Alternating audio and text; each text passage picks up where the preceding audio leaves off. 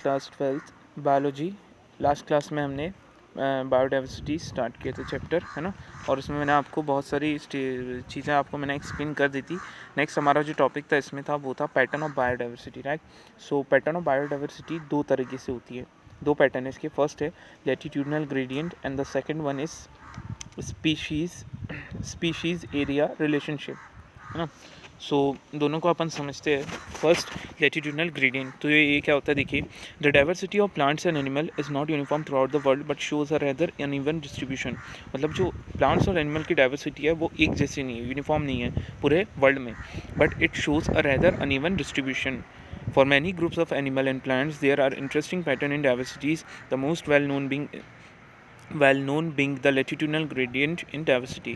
So यहाँ बता रहा है कि जो ग्रुप्स ऑफ एनिमल और प्लांट हैं जितने भी हमारे अर्थ में प्रेजेंट है वर्ल्ड में, है ना, इनका एक इंटरेस्टिंग पैटर्न है डाइवर्सिटी का, और इसी पैटर्न को हम क्या बोलते हैं, latitudinal gradient in diversities. Well known pattern है जिसे हम लैटिट्यूडनल ग्रेडियंट इन डाइवर्सिटीज़ कहते हैं, right. In general species diversity decreases as we move away from the equator.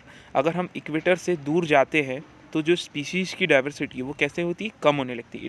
It's going to decrease, है ना, जब इक्वेटर से दूर जाते हैं टूवर्ड द पोल्स, मतलब पोल्स की तरफ.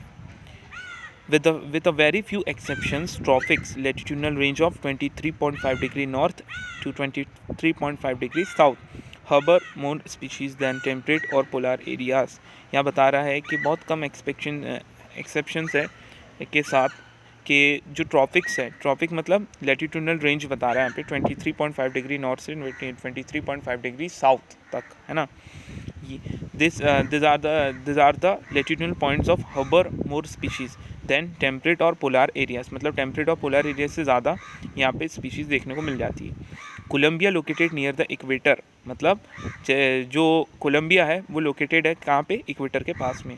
एंड हैज़ नियरली 1400 स्पीशीज़, 1400 यानी 1400 स्पीशीज़ है बर्ड्स की, खाली बर्ड्स की ही स्पीशीज़ है, ठीक है.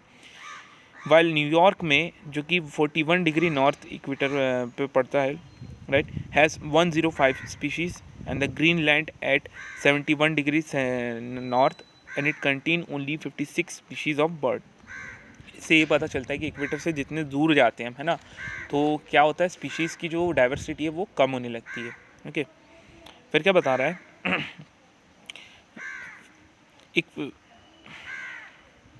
India, with much of its land area in the tropical latitude, has more than 1200 species. और यहाँ पे हमारे इंडिया में 1200 स्पीशीज़ है चिड़ियाओं की, यानी बर्ड्स की, है ना.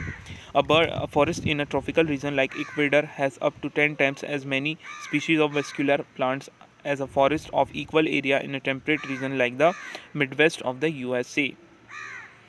The largely tropical Amazonian rainforest in South America has the greatest biodiversity on Earth.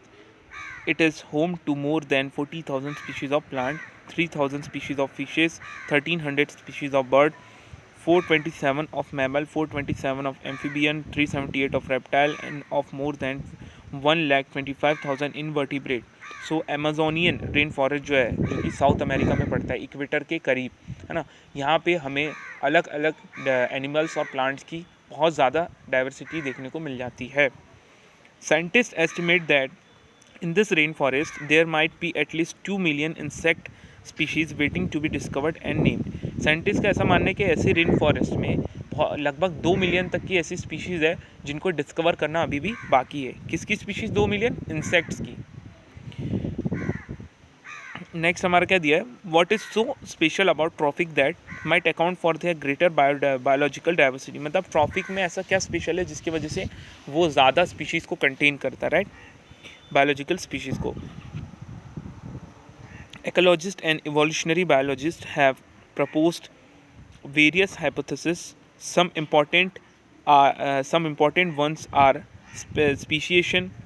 यहाँ पे कुछ एकोलॉजिस्ट और इवोल्यूशनरी बायोलॉजिस्ट ने कुछ अलग अलग हाइपोथेसिस दिए थे, जिनमें से कुछ है जैसे कि स्पीशिएशन मतलब स्पीशीज़ के बारे में पूरा डिटेल स्टडी जो होती है, right, is generally a function of time. Unlike temperate region subjected to frequently glaciation in the past, tropical latitude have remained relatively undistributed for millions of years and thus had a long evolutionary time. For species diversification. Second कौन सा है? Tropical environment unlike temperate ones or less seasonal, relatively more constant and predictable.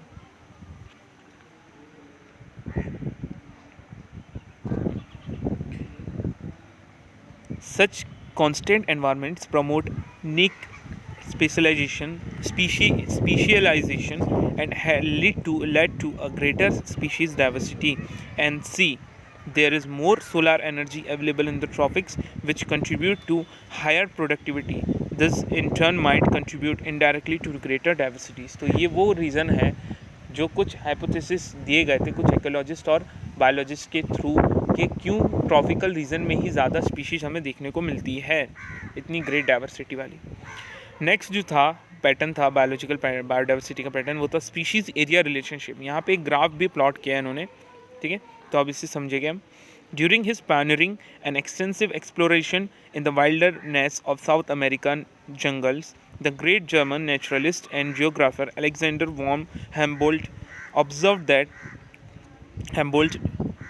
that within a region species richness increase with increased explored area। मतलब एक scientist और एक German naturalist और geographer भी थे साउथ अमेरिकन जंगल्स के बारे में उन्होंने बता रहा है, उन्होंने स्टडीज़ की थी, राइट।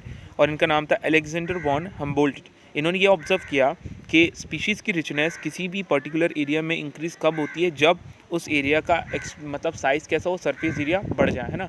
वो जितना एक्सप्लोर एरिया रहेगा उतना ज़्यादा वहाँ पे हमें स्पीशीज़ मिलने की चांसेस रहेंगे, but only up to a limit, पर ये भी एक लिमिट तक के रहेगा। In fact, the relation between species richness and area of a wide variety of taxa, means angiospermic plants, birds, bats, freshwater fishes, etc., turns out to be a rectangular hyperbola। ये एक rectangular hyperbola में convert हो जाता है, मतलब एक graph plot करने पे हमें पता है एक रेक्टेंगुलर हाइपरबोला ग्राफ देता है ना। On a logarithmic scale, the relationship is a straight line described by the equation। ये एक स्ट्रेट लाइन है अगर हम logarithmic scale के थ्रू इसे स्टडी करते हैं, right. So log s is equal to log c plus z into log a, where s हमारा क्या है, स्पीशीज़ की रिचनेस, a क्या है हमारा एरिया, z क्या है slope of the line, regression coefficient, and c क्या है हमारा y इंटरसेप्ट, ठीक है, जहाँ से हमारा इंटरसेप्ट हो रहा है। Ecologists have discovered that the value of z lie in the range of 0.1 to 0.2। तो एकोलॉजिस्ट का मानना है कि जो z है ना, मतलब स्लोप ऑफ द लाइन, वो कहाँ रेंज आता है, 0.1 से 0.2 के तरफ।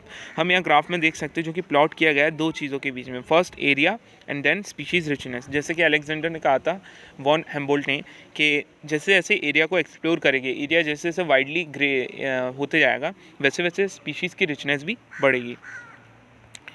आगे उन्होंने लिखा है कि regardlessness of the taxonomic group or the reason, whether it is the plant in Britain, birds in California, mollusk in New York State, the slope of the regression line are amazingly similar.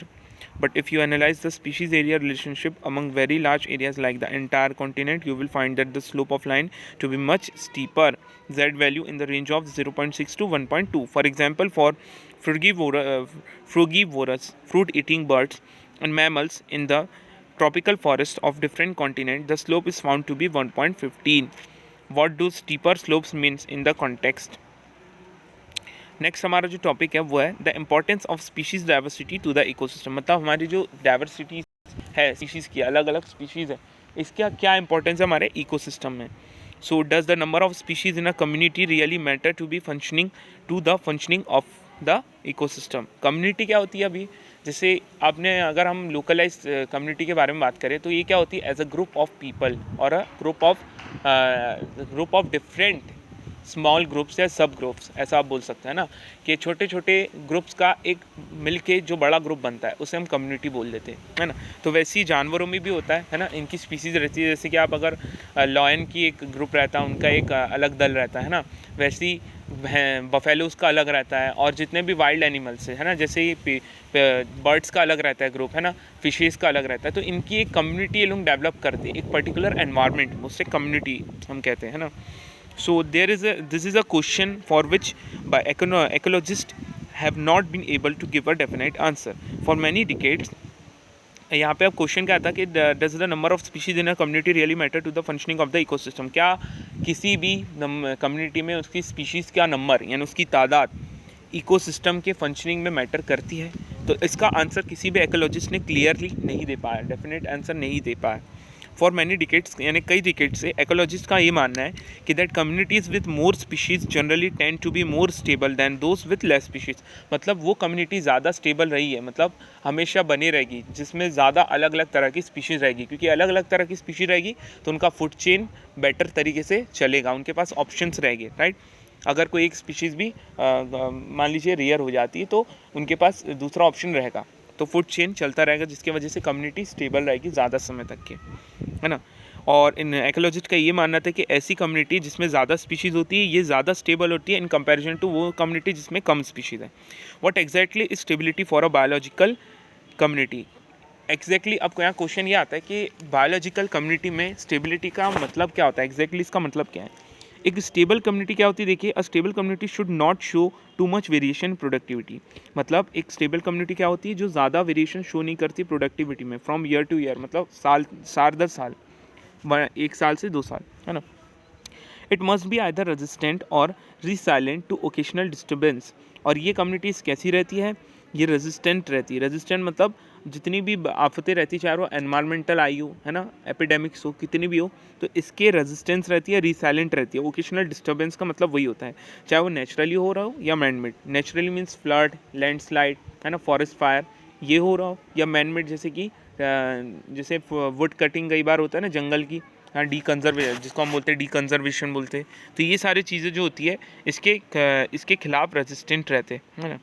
And it must also be resistant to invasion by alien species. We don't know how this attributes are linked to species richness in a community, but David Tillman's long-term ecosystem experiments using outdoor plots provide some tentative answers. Tillman found that plots with more species show less year-to-year variation in total biomass. के एक scientist है David टिलमांस ने जिन्होंने long term ecosystem पे एक experiment चलाया बाहर, मतलब अपने घर के बाहर, मतलब लैब से बाहर। और उन्होंने ये एक मतलब कुछ आंसर्स उनको मिले थे। क्या आंसर्स थे? उन्होंने ये पाया कि जो स्पीशीज़ रहती है ना, जितनी ज़्यादा स्पीशीज़ वाली कम्युनिटी है, वो हर साल दर साल जो इनके अंदर जो वेरिएशन है ना, वो हमें टोटल बायोमास में देखने को बहुत कम मिलता है, ऐसा बता रहा है, ठीक है।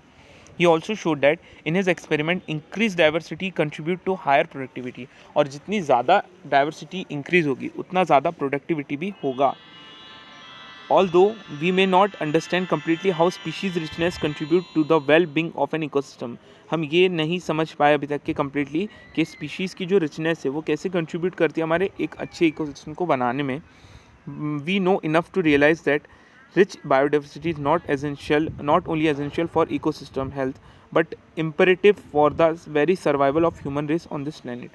कि जैसा कि हम इतना जान पाए हैं, कम से कम हमें इतना रियलाइज़ हुआ है कि जितनी अच्छी हमारी बायोडाइवर्सिटी होगी, rich biodiversity is not only essential for the ecosystem health. मतलब हमारी जितनी अच्छी बायोडाइवर्सिटी होगी वो हमारे इकोसिस्टम के हेल्थ के लिए एसेंशियल तो है, पर उसके साथ साथ उतनी भी नहीं है जितनी यहाँ बता रहा, but imperative for the very survival of human race on this planet. और हम ह्यूमन बींग की जो रेस है ना, इससे सर्वाइवल को रखने के लिए हमारी डाइवर्सिटी का होना इम्पॉर्टेंट है, यहाँ तक कि हमें पता चल पाए।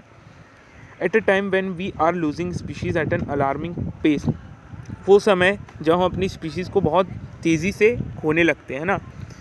One might ask, does it really matter to us if a few species become extinct?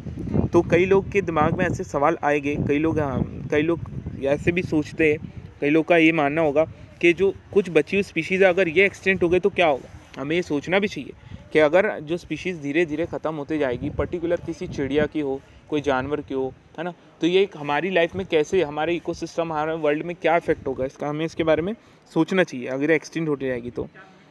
Would Western Ghat ecosystem to be less functional if one of its tree frog species is lost।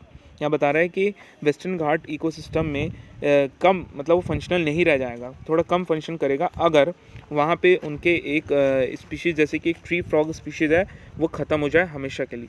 तब तो यहाँ पे आगे क्या बता रहा है, how is our quality of life affected, तो हमारी ज़िंदगी कैसे अफेक्टेड होगी। If say instead of 20,000 we have only 50,000 species of ant on earth, 20,000 में से हमारे पास 50,000 स्पीशीज़ है चींटियों की पूरे पृथ्वी में। There are no direct answer to such native questions, but we can develop a proper perspective through an analogy, the Rivet-Popper hypothesis, used by Stanford ecologist Paul Ehrlich. In an airplane ecosystem, all parts are joined together using thousands of rabbit species. If every passenger traveling in it start popping a rabbit to take home, causing a species to become extinct, it may not affect flight safely, proper functioning of the ecosystem initially। यहाँ पे एक example लेके उन्होंने हमें समझाया था कि एक एरोप्लेन है जो कि मान लीजिए एक इकोसिस्टम है ना, और all parts are joint together using thousands of weight, और इसके सारे पार्ट लगभग 1000 पार्ट मिलके क्या बना रहे, एक एरोप्लेन को बना रहे, यानी इकोसिस्टम को। तो यहाँ पे जो पार्ट्स है वो क्या है, इसके स्पीशीज़, यानी हज़ारों स्पीशीज़ मिलके एक इकोसिस्टम को बना रही है।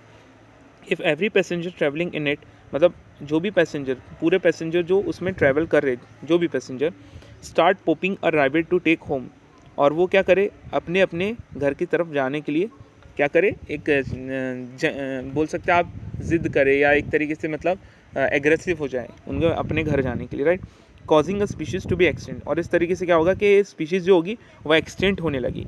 It may not affect flight safely, और ये क्या होगी, जब अगर पैसेंजर स्टेबल नहीं रहेंगे तो फ्लाइट क्या होगी, सेफली नहीं रह पाएगी, फिर इसमें अफेक्ट आने लगेगा। प्रॉपर फंक्शनिंग, मतलब कुल मिला के हमारे इकोसिस्टम की प्रॉपर फंक्शनिंग नहीं होगी, right, initially. But as more and more rivet are remove, जैसे जैसे यहाँ पे क्या हो गया, लोग निकलते जाएंगे, राइबिट्स रिमूव होते जाएंगे, the plane become dangerous weak over a period of time, और कुछ समय बाद, समय के साथ साथ प्लेन जो रहेगा वो डेंजरस होने लगेगा, वो क्रैश होने के उसके चांसेस बढ़ जाएंगे। सेम एज हमारी इकोसिस्टम भी ऐसा है जिसके अंदर बहुत सारे छोटे छोटे राइबिट्स और स्पीशीज़ है ना, और ये हमारी ह्यूमन रेस के लिए इंपॉर्टेंट है। तो जैसे जैसे अगर स्पीशीज़ धीरे धीरे निकलते जाएगी, है ना, और जब ये बहुत तेज़ी से निकलने लगी तो क्या होगा, हमारा इकोसिस्टम अनबैलेंस हो जाएगा, imbalance, right. Furthermore, which rabbit is removed also may also be critical. Loss of rabbits on the wings, key species that drive major ecosystem function, is obviously a more serious threat to flight safely than loss of a few rabbits on the seats or windows inside the plane। अब यहाँ बता रहा है कि diversities जो होती है ecosystem, उसमें भी ये बता रहा है कि जो इंपॉर्टेंट स्पीशीज़ है, जो की स्पीशीज़ बोलते हैं, की स्पीशीज़ क्या होती है, जो पूरे इकोसिस्टम की फंक्शनिंग में अफेक्ट करती है, मतलब मेन इकोसिस्टम को चलाती है, राइट। अगर ये की स्पीशीज़ ही गायब हो जाए तो क्या होगा कि इकोसिस्टम और तेज़ी से बर्बाद होने लगेगा हमारा, है ना। भले हमारी छोटी मोटी स्पीशीज़ गायब हो जाए तो हमें उतना अफेक्ट नहीं होगा, पर अगर की स्पीशीज़ हमारी गायब हो जाए तो क्या होगा, हमारा सिस्टम बर्बाद होने लगेगा। आगे क्या लिखा है, अब हमारा नेक्स्ट टॉपिक है लॉस ऑफ बायोडाइवर्सिटी। अब बायोडाइवर्सिटी के लॉस से क्या होगा, देखिए इजी है, आप भी पढ़ सकते हैं, पर मैं आपको पढ़ के थोड़ा एक्सप्लेन कर देता हूँ। Well it is doubtful if any new species are being added through speciation. Speciation मतलब हाइब्रिड, मतलब दो अलग स्पीशीज़ के डीएनए को मिला के एक नई स्पीशीज़ क्रिएट करना, उस प्रोसेस को हम क्या बोल देते हैं, स्पीशिएशन, या हाइब्रिड स्पीशीज़ भी बोल सकते हैं, राइट। तो अब यहाँ क्या बता रहा है कि यहाँ पे क्या बता रहा है कि while it is doubtful if any new species are being added through speciation into the earth treasury of species, there is no doubt about their continuing loss. The biological wealth of our planet has been declining rapidly, and the accusing finger is clearly pointing to human activities. The colonization of tropical Pacific island by human is said to have led to the extinction of more than 2,000 species of native birds. The IUCN Red List 2004 document the species of 784 species, including 338 vertebrate, 359 invertebrate, and 87 plants in the last 500 years. Some examples of recent extinction include the dodo, Mauritius, Kyoga, Africa, thylacine, Australia, Striller sea cow, Russia. 3 subspecies, Belly, Javan, Caspian of tiger. The last 20 years alone have witnessed the disappearance of 27 species. मतलब हमारे अर्थ में अभी तक के आप देख सकते हैं कि कितनी सारी ट्रॉपिकल पैसिफिक आइलैंड से जो जहाँ पे ह्यूमन ने अपनी कॉलोनी बना के रखी है, उस जगह से हमारे कितनी सारी स्पीशीज़ को उसने मिटा चुका है। चिड़िया की कई सारी लगभग 2000 स्पीशीज़ वहाँ से मिट गई है। IUCN के 2004 के रिकॉर्ड के हिसाब से लगभग 784 स्पीशीज़ एक्सटेंड हो चुकी है, जिसमें 338 वर्टिब्रेट की थी, 359 इनवर्टिब्रेट्स की थी और 87 प्लांट की स्पीशीज़, जो लगभग इन द लास्ट 500 ईयर्स के टाइम पीरियड में पूरी तरीके से डिसअपियर हो चुकी है। सम एग्जाम्पल्स कुछ रिसेंट एक्सटेंशन के यहाँ बताया, जो कि इंक्लूड करता है जैसे डोडो मॉरिटियस क्यूगा अफ्रीका की स्पीशीज़ है, थैलेकिन ऑस्ट्रेलिया की, स्टीलर सी काउ। ये जो नाम है ये सब एक स्पीशीज़ के नाम है जो कि अलग अलग एरिया में पाई जाती है, राइट, वर्ल्ड के। रशिया की है। और 3 सब स्पीशीज़ जैसे कि बैली, जवान और कैस्पियन, जो कि क्या है, एक टाइगर की स्पीशीज़ है। ये लास्ट 20 ईयर्स में अलोन, सिर्फ अकेले ही हम विटनेस कर सकते हैं, लगभग ऐसी कई मिलाकर 27 स्पीशीज़ डिसअपियर हो चुकी है। Careful analysis of the record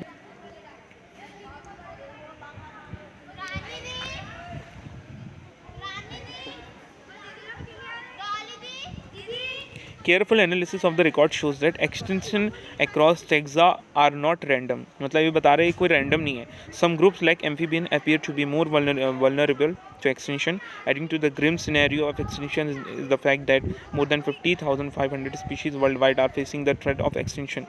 Presently, 12% of all bird species, 23% of all mammal species, and 32% of all amphibian species, and 31% of all gymnosperm species in the world face the threat of extinction.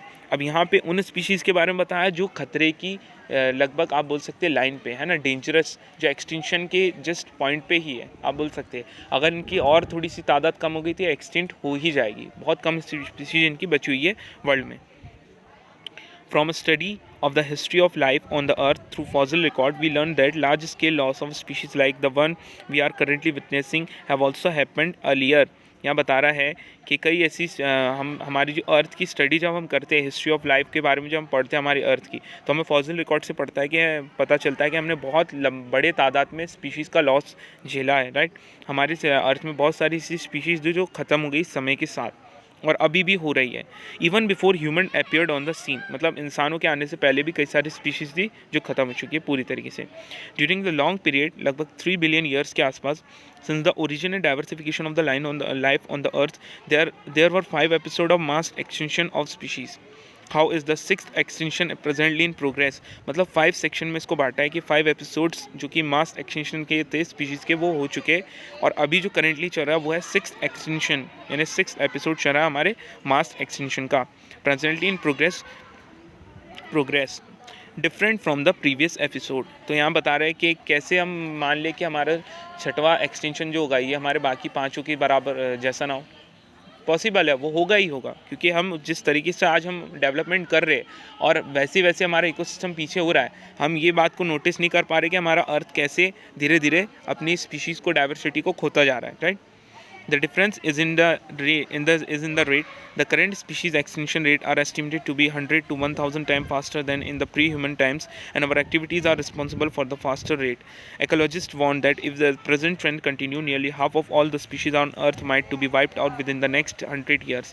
In general, loss of diversities in region may lead to a decline in plant production, lowered resistance to environmental perturbation such as drought, increased variability in certain ecosystem processes such as plant productivity, water loss, pest and disease cycle, cause of biodiversity losses. So ये जो topic है इसे हम कल study करेंगे। आज के लिए इतना ही। Thank you so much.